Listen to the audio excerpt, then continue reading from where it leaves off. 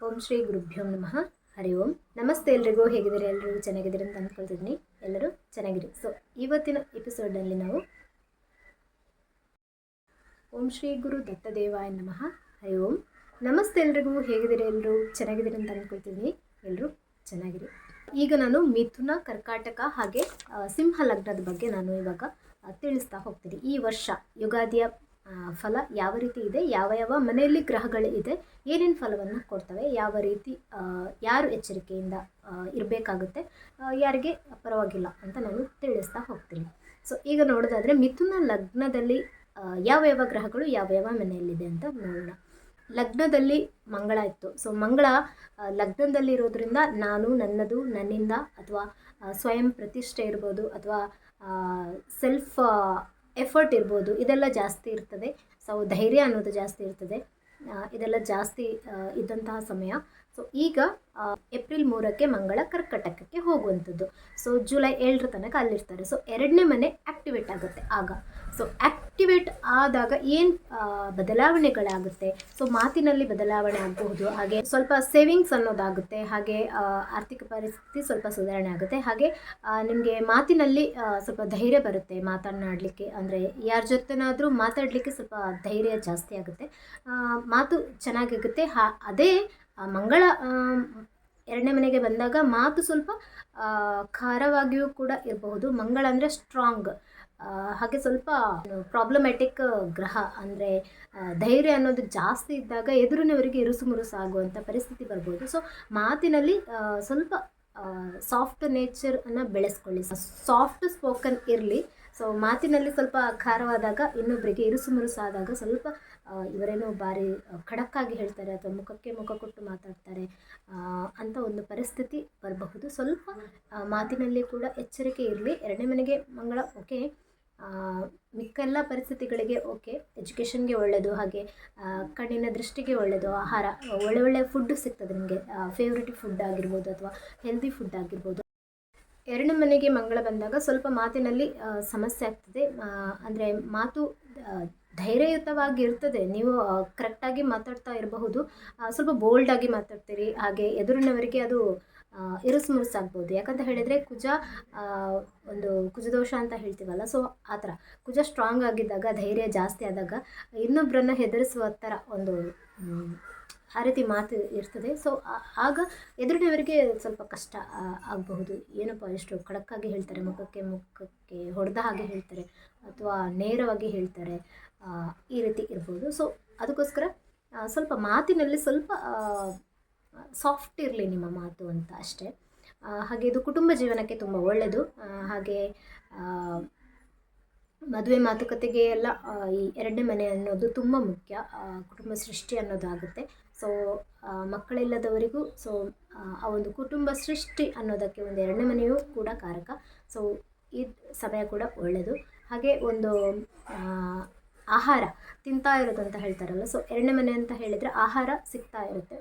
ನೀವು ಇಷ್ಟಪಟ್ಟ ಆಹಾರ ಅಥವಾ ನಿಮಗೆ ನಿಮ್ಮ ಆರೋಗ್ಯಕ್ಕೆ ಒಳ್ಳೆಯದಾಗಿರುವಂತಹ ಆಹಾರ ಸಿಗ್ತದೆ ಈ ಒಂದು ಸಮಯದಲ್ಲಿ. ಹಾಗೆ ಒಂದು ಎಜುಕೇಷನ್ಗೆ ಕೂಡ ಒಳ್ಳೆಯದು, ಸಾಮಾನ್ಯ ಜ್ಞಾನಕ್ಕೆಲ್ಲ ಒಳ್ಳೆಯದು, ತುಂಬ ಒಳ್ಳೆಯದು. ಹಾಗೆ ಒಂದು ಫೈನಾನ್ಸ್ ವಿಷಯಕ್ಕೆ ಕೂಡ ಒಳ್ಳೆಯದು. ಹಾಗೆ ಆಭರಣಗಳನ್ನು ನೀವು ತಗೊಳ್ಳುವಂಥ ಒಂದು ಇಚ್ಛೆ ನಿಮಗೆ ಬರುತ್ತೆ. ಸೊ ಕರ್ಕಟಕ ಲಗ್ನದವರಿಗೆ ಅಷ್ಟೊಂದು ಏನೂ ಸಮಸ್ಯೆ ಇಲ್ಲ. 9ನೇ ಮನೆಗೆ ಮಿಕ್ಕೆಲ್ಲ ಗ್ರಹಗಳು ಬರೋದ್ರಿಂದ, ಸೊ ಎಲ್ಲ ಗ್ರಹಗಳು ಪಂಚಗ್ರಹಗಳು 5 ಗ್ರಹಗಳು ಬರೋದ್ರಿಂದ ಸೊ ಇವರು ಕೂಡ ಚೇಂಜ್ ಆಗ್ತಾ ಹೋಗ್ತಾರೆ. ಶನಿ ಮಾತ್ರ ಜಾಸ್ತಿ ಟೈಮ್ ಉಳ್ಕೊಳ್ಳುವಂಥದ್ದು ಒಂದು 9ನೇ ಮನೆಯಲ್ಲಿ. ಸೊ ಏನಾಗುತ್ತೆ ಅಂತ ಹೇಳಿದರೆ ನಿಮಗೆ ಆಧ್ಯಾತ್ಮ ಅನ್ನೋದು ಜಾಸ್ತಿ ಆಗುತ್ತೆ. ಹಾಗೆ ಒಂದು ಸ್ಪಿರಿಚುವಲ್ ಮೈಂಡ್, ದೈವಿಕ ಶಕ್ತಿ, ದೈವಿಕ ಕಳೆ ನಿಮ್ಮಲ್ಲಿ ಬರುತ್ತೆ. ಹಾಗೆ ನಿಮಗೆ ಒಂದು ಸಹಾಯ ಹಸ್ತ ಸಿಗುತ್ತೆ. ಎಲ್ಲ ಕಡೆಗಳಿಂದಲೂ ಒಂದು ದೇವಸ್ಥಾನಗಳಿಗೆ ಸುತ್ತುವಂತಹ ಕೆಲಸ, ದೇವರ ದಯೆ ಅನ್ನೋದು ಜಾಸ್ತಿ ಆಗುತ್ತೆ, ದೈವ ಬಲ ಅನ್ನೋದು ಜಾಸ್ತಿ ಆಗುತ್ತೆ. ತಂದೆಯ ಮನೆಯ ಕಡೆಯಿಂದ ಅಥವಾ ತಂದೆಯಿಂದ ಒಂದು ಸಹಕಾರ, ಆಶೀರ್ವಾದ, ಬೆಂಬಲ ಅಥವಾ ಸಹಕಾರ, ಲಕ್ ಅನ್ನೋದು ಆ್ಯಕ್ಟಿವೇಟ್ ಆಗುತ್ತೆ. ಇದೆಲ್ಲವೂ ಆ್ಯಕ್ಟಿವೇಟ್ ಆಗುತ್ತೆ. ಇದೆಲ್ಲ ಜಾಸ್ತಿ ಆದಾಗ ನಿಮಗೆ ತುಂಬಾ ಒಳ್ಳೆಯದಾಗುತ್ತೆ ಅಂತ ಹೇಳ್ಬೋದು. ಕರ್ಕಟಕ ಲಗ್ನದವರಿಗೆ ಅಂಥದ್ದೇನು ದೊಡ್ಡ ಸಮಸ್ಯೆ ಅನ್ನೋದು ಯಾವುದೂ ಇಲ್ಲ. ಸಿಂಹ ಲಗ್ನದವರಿಗೆ ಯಾವ ರೀತಿ ಸಮಸ್ಯೆ ಬರ್ಬೋದು ಅಂತ ಹೇಳಿದರೆ, ಸಿಂಹ ಲಗ್ನಕ್ಕೆ ತುಂಬಾ ಪ್ರಾಬ್ಲಮ್ ಆಗುತ್ತೆ ಈ ಒಂದು ವರ್ಷದಲ್ಲಿ. ಯಾಕಂತ ಹೇಳಿದರೆ ಶನಿ 8ನೇ ಮನೆಯನ್ನು ಪ್ರವೇಶ ಮಾಡಿರುವಂಥದ್ದು. ಸೊ ಮಿಕ್ಕೆಲ್ಲ ಗ್ರಹಗಳು ಒಟ್ಟಾಗಿ 8ನೇ ಮನೆಗೆ ಬಂದಿರುವಂಥದ್ದು, ಹಾಗೆ 8ನೇ ಮನೆಯಲ್ಲಿರುವಂಥದ್ದು. ಹಾಗೆ ಕೇತು 2ನೇ ಮನೆಯಲ್ಲಿ, ಗುರು 10ನೇ ಮನೆಯಲ್ಲಿ, ಹಾಗೆ 11ನೇ ಮನೆಯಲ್ಲಿ ಮಂಗಳ. ಸೊ 2ನೇ ಮನೆಯಲ್ಲಿ ಕೇತು ಇರುವಂಥದ್ದು ಸದ್ಯಕ್ಕೆ ಮೇ 18ಕ್ಕೆ ಹಿಂದಿನ ಮನೆಗೆ ಲಗ್ನಕ್ಕೆ ಹೋಗುವಂಥದ್ದು. ಹಾಗೆ ರಾಹು ಕೂಡ ಹಿಂದಿನ ಮನೆಗೆ ಬರುವಂಥದ್ದು, 7ನೇ ಮನೆಗೆ ಬರುವಂಥದ್ದು ರಾಹು. ಸೊ ಈಗ ಸದ್ಯಕ್ಕೆ 8ನೇ ಮನೆಯಲ್ಲಿ ಪ್ರಾಬ್ಲಮ್ ಅಂದರೆ ಆಕ್ಸಿಡೆಂಟ್ ಕಾಂಬಿನೇಷನ್ ಆಗಿರಬಹುದು, ಸ್ವಲ್ಪ ಅವಮಾನಗಳಾಗಿರಬಹುದು, ಅಥವಾ ಒಂದು ಕಳ್ಳ ಕಾಕರರ ಪ್ರಾಬ್ಲಮ್ ಆಗಿರಬಹುದು, ಅಥವಾ ಎಲ್ಲೋ ಆಕ್ಸಿಡೆಂಟ್ ಅಂತ ಹೇಳಿದರೆ ಗಾಡಿಯಿಂದನೇ ಬಿದ್ದು ಪೆಟ್ಟು ಮಾಡಿಕೊಳ್ಳುವಂಥದ್ದು ಅಂತ ಅಲ್ಲ, ಯಾರಾದರೂ ವೆಪನ್ಸ್ಗಳಿಂದ ಸಮಸ್ಯೆಯನ್ನು ಕೊಡಬಹುದು, ಅಥವಾ ಶತ್ರುಗಳು ನಿಮಗೆ ಪ್ರಾಬ್ಲಮನ್ನು ಕೊಡಬಹುದು, ಅಥವಾ ಒಂದು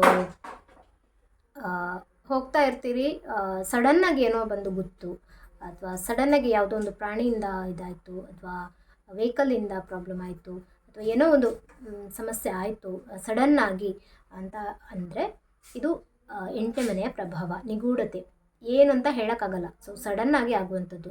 ಸೊ ಮುಂಚೆನೇ ಸೂಚನೆ ಅನ್ನೋದು ಮುಂಚೆನೇ ನಮಗೆ ಸಿಗ್ತಾ ಇರಲ್ಲ. ಸೊ ಸ್ವಲ್ಪ ಪ್ರಾಬ್ಲಮ್ ಅನ್ನೋದು ಬರುತ್ತೆ. ಆಕಸ್ಮಿಕವಾದ ಸಾವು ಬರ್ಬೋದು, ಅಥವಾ ಅಸ್ವಾಭಾವಿಕ ಅಂತ ಹೇಳ್ತೀವಲ್ಲ, ಸೊ ಆ ರೀತಿ ಬರ್ಬೋದು, ಅಥವಾ ಸ್ವಲ್ಪ ಹೆಲ್ತ್ ಇಶ್ಯೂಸ್ ಅನ್ನೋದು ಜಾಸ್ತಿ ಆಗಬಹುದು. ಹಾಗೆ ಅದು ಲಾಂಗ್ ಟರ್ಮ್. ಈ ಒಂದು ಕಾಯಿಲೆ ಅನ್ನೋದು 2.5 ವರ್ಷಗಳ ಕಾಲ ಈ ಒಂದು ಶನಿ 2.5 ವರ್ಷಗಳ ಕಾಲ ಮೀನದಲ್ಲಿ ಇರುವಂಥದ್ದು. ಸೊ ಈ ಸಮಯದಲ್ಲಿ ನಿಮಗೆ ಇದು 8ನೇ ಮನೆ ಆಗಿರೋದ್ರಿಂದ ಸ್ವಲ್ಪ ದೀರ್ಘಕಾಲದ ತೊಂದರೆಗಳಿಗೆ ಒಳಗಾಗುವಂಥದ್ದು, ಅಥವಾ ಆಲ್ರೆಡಿ ನಿಮಗೆ ಸಮಸ್ಯೆ ಇದೆ, ಕಾಲು ನೋವಿದೆ, ಅಥವಾ ಯಾವುದೋ ಒಂದು ಕಾಯಿಲೆ ಇದೆ, ಅದು ಉಲ್ಬಣ ಆಗುವಂಥದ್ದು, ಅಥವಾ ಗುಣ ಆಗದೆ ಇನ್ನೂ ಕೂಡ ತುಂಬ ಏನೋ ಮೆಡಿಸಿನ್ ಮಾಡ್ತಿದ್ದೀವಿ, ತುಂಬ ಸಮಯ ತಗೋಬೇಕಾಗುತ್ತೆ, ಮೆಡಿಸಿನ್ಸ್ 2 ವರ್ಷ 3 ವರ್ಷ ತಗೋಬೇಕಾಗುತ್ತೆ ಅನ್ನುವಂಥ ಒಂದು ಪ್ರಮೇಯ ನಿಮಗೆ ಬರುತ್ತೆ. ಹಾಗೆ ಖಿನ್ನತೆಗೆ ಒಳಗಾಗುವಂಥದ್ದು, ಸ್ವಲ್ಪ ಮಾನಸಿಕ ಸ್ಥಿಮಿತವನ್ನು ಕಳ್ಕೊಳ್ಳುವಂಥದ್ದು, ಅಥವಾ ಏನೋ ನನ್ನಿಂದ ತಪ್ಪಾಯಿತು, ಅಥವಾ ಹೀಗಾಯಿತು ನನ್ನ ಲೈಫು, ಹೀಗಿರಲಿಲ್ಲ, ಅಥವಾ ಯಾಕೆ ಹೀಗಾಯಿತು ಅನ್ನೋವಂಥ ಒಂದು ದುಃಖ, ಇದೆಲ್ಲ ಜಾಸ್ತಿ ಆಗುತ್ತೆ. ಸ್ವಲ್ಪ ಯೋಚನೆ, ಅದರ ಬಗ್ಗೆನೇ ಯೋಚನೆ, ಡಿಪ್ರೆಷನ್ಗೆ ಹೋಗುವಂಥದ್ದು ಸ್ವಲ್ಪ ಜಾಸ್ತಿ ಆಗುತ್ತೆ. ಸೊ ಕಾಳಜಿ ಮಾಡಿಕೊಳ್ಳಿ ನಿಮ್ಮ ಬಗ್ಗೆ. ನೀವು ಒಂಟಿಯಾಗಿರಬೇಡಿ, ಎಲ್ಲರ ಜೊತೆ ಅಂದರೆ ನಮ್ಮ ಕಷ್ಟಗಳನ್ನು ಇನ್ನೊಬ್ಬರ ಹತ್ರ ಹೇಳ್ಕೊಂಡಾಗ, ಫ್ರೆಂಡ್ಸ್ಗಳ ಹತ್ರನ ಹೇಳ್ಕೊಂಡಾಗ ಅವರು ಆಡ್ಕೊಳ್ಳೋದು ಜಾಸ್ತಿ. ಸೊ ಸಹಾಯ ಅಂತೂ ಮಾಡಲ್ಲ. ಎದುರು ಓಕೆ ಅಂತ ಹೇಳಿದರು, ನಿಮಗೆ ಸ್ಪಂದಿಸದ ಹಾಗೆ ಮಾಡಿದರೂ ಕೂಡ ಬೆನ್ನ ಹಿಂದೆ ನಿಮಗೆ ಅದು ಆಡ್ಕೊಂಡು ನಗೋ ಹಾಗೆ ಆಗ್ತದೆ ಪರಿಸ್ಥಿತಿ. ಸಂಬಂಧಿಕರ ಹತ್ರನೂ ಕಷ್ಟಗಳನ್ನು ಹೇಳ್ಕೋಬಾರ್ದು, ಹಾಗೆ ಫ್ರೆಂಡ್ಸ್ಗಳ ಹತ್ರನೂ ಸಂಕಟಗಳನ್ನು ಹೇಳ್ಕೋಬಾರ್ದು ಅಂತ ಹೇಳ್ತಾರೆ ತಿಳಿದವರು. ಯಾಕಂತ ಹೇಳಿದರೆ ಅದರಿಂದ ನಮಗೆ ದುಃಖನೇ ಜಾಸ್ತಿ. ಇದರಿಂದ ಏನು ಮಾಡಬೇಕು ಅಂತ ಹೇಳಿದರೆ, ಈ ಒಂದು ಸಮಸ್ಯೆಗಳು, ಡಿಪ್ರೆಷನ್ಗೆ ಒಳಗಾದ ವ್ಯಕ್ತಿಗಳು ಏನು ಮಾಡಬೇಕಂತ ಹೇಳಿದರೆ, ನೀವು ಬರ್ಕೋಬೇಕು, ಪುಸ್ತಕದಲ್ಲಿ ಬರೀರಿ, ಪೇಪರಲ್ಲಿ ಬರ್ಕೊಂಡು ಅದನ್ನು ಸುಟ್ಟು ಹಾಕಿ. ಅದು ಮಾಡ್ತಾ ಇದ್ದಾಗ ನಿಮಗೆ ಅದು ನೆಗೆಟಿವಿಟಿಯಿಂದ ನೀವು ಹೊರಗಡೆ ಬರ್ತೀರಿ. ಅಥವಾ ಒಂದು ಬೇರೆಯವರ ಹೆಲ್ಪ್ ತಗೊಳ್ಳಿ, ಜ್ಯೋತಿಷ್ಯದಲ್ಲಿ ಹೆಲ್ಪ್ ತಗೊಳ್ಳಿ, ಅಥವಾ ಒಂದು ರೇಖಿ ಹೀಲಿಂಗ್ ಅನ್ನೋದಿದೆಯಲ್ಲ ಅದರಿಂದ ಹೆಲ್ಪ್ ತಗೊಳ್ಳಿ, ಅಥವಾ ಯಾರಾದರೂ ಹೀಲರ್ಸ್ ಇರ್ತಾರೆ, ಸೊ ಅವರಿಂದ ಹೆಲ್ಪ್ ತಗೊಳ್ಳಿ, ಅಥವಾ ಆಧ್ಯಾತ್ಮಿಕಕ್ಕೆ ಸ್ವಲ್ಪ ವಾಲೋದನ್ನು ಕಲೀರಿ. ಬಿಡಲ್ಲ ನಿಮಗೆ ಆಧ್ಯಾತ್ಮಿಕಕ್ಕೆ ಒಳಗಾಗೋದಕ್ಕೆ, ಆದರೂ ಕೂಡ ನೀವು ಅದನ್ನು ಪಾಲಿಸಬೇಕಾಗತ್ತೆ.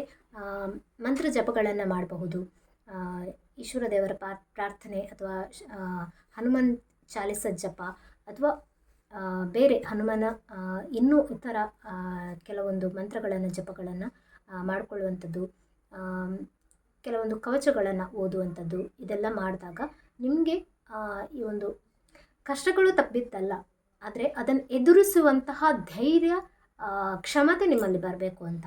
ಸೊ ಅದು ಇಲ್ಲದೆ ಹೋದಾಗ ನಾವು ಅಸಹಾಯಕರಾಗ್ತೇವೆ. ಆ ಅಸಹಾಯಕ ಆಗುವ ಸಂದರ್ಭದಲ್ಲಿ ಇನ್ನೊಬ್ಬರಿಗೆ ನಾವು ಆಡ್ಕೊಳ್ಳೋ ಹಾಗೆ ಆಗಬಹುದು. ಸೊ ಆಗುತ್ತೆ. ಸೊ ಅದಕ್ಕೋಸ್ಕರ ಆ ಒಂದು ಕಷ್ಟ 2.5 ವರ್ಷಗಳ ತನಕ ಮಾತ್ರ ತಾನೆ. ಸೊ ಎಲ್ಲರಿಗೂ ಬರುವಂಥದ್ದು. ಸೊ ಸಿಂಹಲಗ್ನ ನಿಮಗೆ ಮಾತ್ರ ಬಂದಿದ್ದಂತಲ್ಲ, ಈ ಸಮಯದಲ್ಲಿ ನಿಮಗೆ ಬಂದಿದೆ. ಅದು ಕೂಡ ದಶಾಭುಕ್ತಿಗಳಲ್ಲಿ ಗೋಚರ ದಶಭುಕ್ತಿಗಳಲ್ಲಿ ಶನಿ ಇದ್ದಾಗ ಪ್ರಭಾವ ಜಾಸ್ತಿ ಆಗುತ್ತೆ. ಸೊ ಹೊರತು ಇಲ್ಲ ಅಂದರೆ ನಿಮಗೆ ಅಷ್ಟು ಪ್ರಭಾವ ಬೀರಲ್ಲ. ಗೋಚರ ಫಲ 2.5 ವರ್ಷ ಇರುತ್ತೆ. ಸೊ ಆದರೂ ಕೂಡ ದಶಭುಕ್ತಿಗಳಲ್ಲಿ ಶನಿ ಇದೆಯಾ ಅಂತ ಫಸ್ಟ್ ಚೆಕ್ ಮಾಡ್ಕೊಳ್ಳಿ. ಓಕೆ, ಅದಾದಮೇಲೆ ನಿಮಗೆ ಏನಾದರೂ ನಿಮ್ಮಿಂದ ತಪ್ಪಾಗಬಹುದು. ಯಾರ್ದೋ ಒಂದು ತಪ್ಪು, ಏನೋ ಒಂದು ಯಾವತ್ತೋ ಒಂದು ಮಾಡಿದ್ದು ಈಗ ಅದು ಮೇಲೆ ಬೀಳ್ಬೋದು, ಸ್ಪ್ರೆಡ್ ಆಗ್ಬೋದು, ಅಥವಾ ಅದಕ್ಕೆ ಶಿಕ್ಷೆ ಸಿಗಬಹುದು, ಅಥವಾ ಇನ್ನೂ ಕೆಲವರಿಗೆ ಸಡನ್ನಾಗಿ ಲಾಭ ಕೂಡ ಬರ್ಬೋದು. ಒಂದು ಇನ್ಸೂರೆನ್ಸ್ ದುಡ್ಡು ಸಿಗ್ಬೋದು. ಅಥವಾ ಒಳ್ಳೆಯದು ಅಂತ ಹೇಳಿದರೆ 8ನೇ ಮನೆ ಜೊತೆ 11ನೇ ಮನೆ ಕೂಡ ಆ್ಯಕ್ಟಿವೇಟ್ ಆದಾಗ ಸೊ ಒಳ್ಳೆಯ ವಿಷಯಗಳೂ ಇದೆ. ಯಾವ ರೀತಿ ಅಂತ ಹೇಳಿದರೆ ಹೆಂಡತಿಯ ಸಂಬಂಧಿಕರಿಂದ ನಿಮಗೆ ಏನಾದರೂ ಹೆಂಡತಿಯ ಮನೆಯಿಂದ ಲಾಭ ಆಗ್ಬೋದು, ಅಥವಾ ನಿಮಗೆ ಉಡುಗೊರೆಗಳು ಸಿಗ್ಬಹುದು, ಅಚಾನಕ್ಕಾಗಿ ಉಡುಗೊರೆಗಳು ಸಿಗ್ಬೋದು, ಅಥವಾ ನಿಮಗೆ ಒಂದು ಏನಾದರೂ ಕಳೆದು ಹೋಗಿದ ಒಂದು ಲೇಖನಗಳೇನಾದರೂ ನಿಮಗೆ ಸಿಗಬಹುದು, ಅಥವಾ ನಿಮಗೆ ಬಳುವಳಿಯಾಗಿ ಬರಬೇಕಾದಂತಹ ಆಸ್ತಿಯಲ್ಲಿ ಪಾಲು ಸಿಗಬಹುದು. 8ನೇ ಮನೆ ಅದು 11ನೇ ಮನೆ ಇರಬೇಕು. ಸೊ ಆಗ ಸಿಗುತ್ತೆ. ಲಾಭಸ್ಥಾನ ಇರಬೇಕು. ಸೊ ಯಾವುದಾದ್ರೂ ಗ್ರಹಗಳು ಅಥವಾ ನಿಮ್ಮ ಜಾತಕದಲ್ಲಿ 11ನೇ ಮನೆ ಆ್ಯಕ್ಟಿವೇಟ್ ಆಗಿದ್ದಾಗ ಇದೆಲ್ಲ ನಿಮಗೆ ಲಾಭ ಆಗುತ್ತೆ. ಇನ್ನೂ ಕೆಲವು ತಿಳಿದಂತೆ ಸಿಂಹ ಲಗ್ನದವರಿಗೆ ಸ್ವಲ್ಪ ಅಪರಾಧಗಳನ್ನು ಎಸಗೋದು ಅಥವಾ ಅಪರಾಧಗಳಲ್ಲಿ ನೀವು ಭಾಗಿಯಾಗೋದು ಅಥವಾ ನಿಮಗೆ ಆಗುವಂಥದ್ದು ಸೊ ಆಗಬಹುದು. ಅತ್ಯಾಚಾರ, ಅನಾಚಾರ, ದುರಾಚಾರ ಇವುಗಳೆಲ್ಲ ಅಧರ್ಮದ ರೀತಿಯಲ್ಲಿ ತಾಂಡವಾಡುವಂಥದ್ದು ಇದೆಲ್ಲ ಜಾಸ್ತಿ ಆಗುತ್ತೆ. ಸೊ ಇದು ಕಲಿಯುಗ ಅಲ್ವಾ.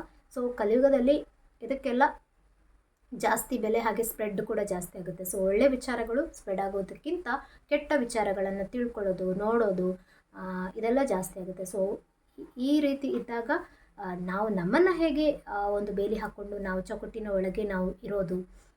ಯಾವುದೇ ಶನಿ ಬಂತು ಅಂತ ಹೇಳಿದರೆ ನಿಮಗೆ ಶಿಕ್ಷೆ ಅಥವಾ ಶಿಸ್ತು ಅಥವಾ ನಿಯತ್ತು ಅಥವಾ ಒಂದು ಬೌಂಡ್ರಿ ಅಥವಾ ಒಂದು ರೂಲ್ಸ್ ರೆಗ್ಯುಲೇಷನ್ಸ್ ಅನ್ನೋದು ನೀವು ನಿಮಗೆ ಹಾಕ್ಕೋಬೇಕಾಗುತ್ತೆ. ಇಲ್ಲಾಂದರೆ ಅವನೇ ಹಾಕ್ಕೊಳ್ತಾನೆ. ಓಕೆ, ಯಾರಾದರೂ ನಮ್ಮನ್ನು ಸ್ಟ್ರಿಕ್ಟ್ ಮಾಡೋದಕ್ಕಿಂತ ಫೈನ್ ಹಾಕಿ ನಮ್ಮನ್ನು ಆನೆಗೆ ಅಂಕುಶ ಹಾಕ್ತಾರಲ್ಲ, ಸೊ ಈ ರೀತಿ ಮಾಡೋದಕ್ಕಿಂತ ನಾವೇ ಕುದುರೆಗೆ ಲಗಾಮ್ ಹಾಕಿದ ಹಾಗೆ ನಾವೇ ಇರಬೇಕಾಗುತ್ತೆ. ಇದು ಎಲ್ಲರೂ ಕಲಿಬೇಕಾದಂಥ ಪಾಠ.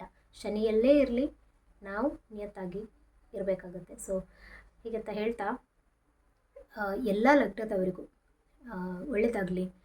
ಮಿಥುನಕ್ಕೂ ಕರ್ಕಾಟಕಕ್ಕೂ ಹಾಗೆ ಸಿಂಹಕ್ಕೂ ಒಳ್ಳೆಯದಾಗಲಿ.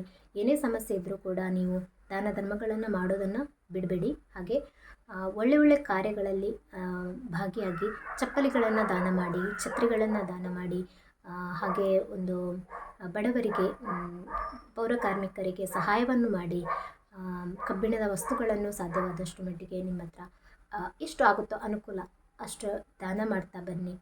ಶನಿವಾರ ತಿಂಗಳಿಗೊಂದು ಶನಿವಾರ ಈ ರೀತಿಯಾಗಿ ಸಾಧ್ಯವಿದ್ದರೆ ನಿಮಗೆ ಯಾವುದಾದ್ರೂ ಎಳ್ಳುಂಡೆ, ಕಪ್ಪು ಎಳ್ಳುಂಡೆ ಇರುತ್ತಲ್ಲ, ಸೊ ಅದನ್ನಾದರೂ ದಾನ ಕೊಡ್ಬೋದು. ಒಂದು ಪ್ಯಾಕೆಟ್ ತೊಗೊಳ್ಳೋದು, ಅದನ್ನು ಹಂಚೋದು, ಎಷ್ಟು ಆಗ್ಬೋದು. ಅಥವಾ ಒಂದು ಪ್ಯಾಕೆಟ್ ಎಲ್ಲಿಗಾದರೂ ಹೋಗ್ತಿದ್ದೀರಾ, ಸೊ ತಿಂದವರಿಗೇನು ಪ್ರಾಬ್ಲಮ್ ಆಗಲ್ಲ, ತಗೊಂಡವ್ರಿಗೇನು ಪ್ರಾಬ್ಲಮ್ ಆಗಲ್ಲ. ಸೊ ನಿಮ್ಮ ಒಂದು ಇಂಟೆನ್ಸಿಟಿ ಏನಿರುತ್ತೆ ಅದು ಸ್ವಲ್ಪ ಸ್ಪ್ರೆಡ್ ಆಗುತ್ತೆ. ನೀವು ಅದನ್ನು ಕಳ್ಕೊಳ್ತೀರಿ, ಅವರನ್ನು ಪಡ್ಕೊಳ್ತಾರೆ, ಅವರು ಪಡ್ಕೊಂಡು ಅವರಿಗೆ ಏನೂ ಪ್ರಾಬ್ಲಮ್ ಆಗಲ್ಲ. ಸೊ ಹಾಗಂತ ಎಷ್ಟೋ ದಾನ ಧರ್ಮಗಳನ್ನು ಈಗ ಬ್ರಾಹ್ಮಣರಾಗಲಿ ನಾವು ಕೊಡ್ತೀವಲ್ಲ, ಸೊ ಅವರಿಗೆ ಬರಬೇಕಲ್ಲ, ಸೊ ಆ ಥರ ಬರಲ್ಲ. ಸೊ ಸ್ಪಿರಿಚುಯಾಲಿಟಿ ಜಾಸ್ತಿ ಆಗುತ್ತೆ ಅವರಿಗೂ ಕೂಡ. ಇದನ್ನು ತೆಗೆದುಕೊಂಡಾಗ ಅವರಿಗೆ ಲಾಭ ಅನ್ನೋದಾಗುತ್ತೆ. ಸೊ ಒಳ್ಳೆಯದೇ ಆಗುತ್ತೆ. ದಾನ ಧರ್ಮಗಳಲ್ಲಿ ಮುಂದೆ ಇರಿ. ಹಾಗೆ ಒಳ್ಳೆ ಕಾರ್ಯಗಳಿಗೆ ಸಪೋರ್ಟ್ ಮಾಡಿ. ಗೊತ್ತಿದ್ದೋ ಗೊತ್ತಿಲ್ಲದೇನೋ ನೀವು ಮಾಡಿರೋ ತಪ್ಪುಗಳಿಗೆ ಈಗ ನೀವು ಬಲಿಯಾಗುವ ಪ್ರಮೇಯ ತಪ್ಪುತ್ತೆ. ಹಾಗೆ ನಿಮ್ಮಿಂದ ಯಾವ ತಪ್ಪುಗಳು ಆಗದೇ ಇರೋ ಹಾಗೆ ನೀವು ನೋಡ್ಕೊಳ್ಳಿ ಅಂತ ಹೇಳ್ತಾ ಇದ್ದೀನಿ. ಸೊ ಒಳ್ಳೆಯದಾಗಲಿ. ಸರ್ವೇ ಜನ ಸುಖಿನೋ ಭವಂತು, ಸಮಸ್ತ ಸನ್ಮಂಗಳಾನಿ ಭವಂತು. ರಾಧೆ ರಾಧೆ.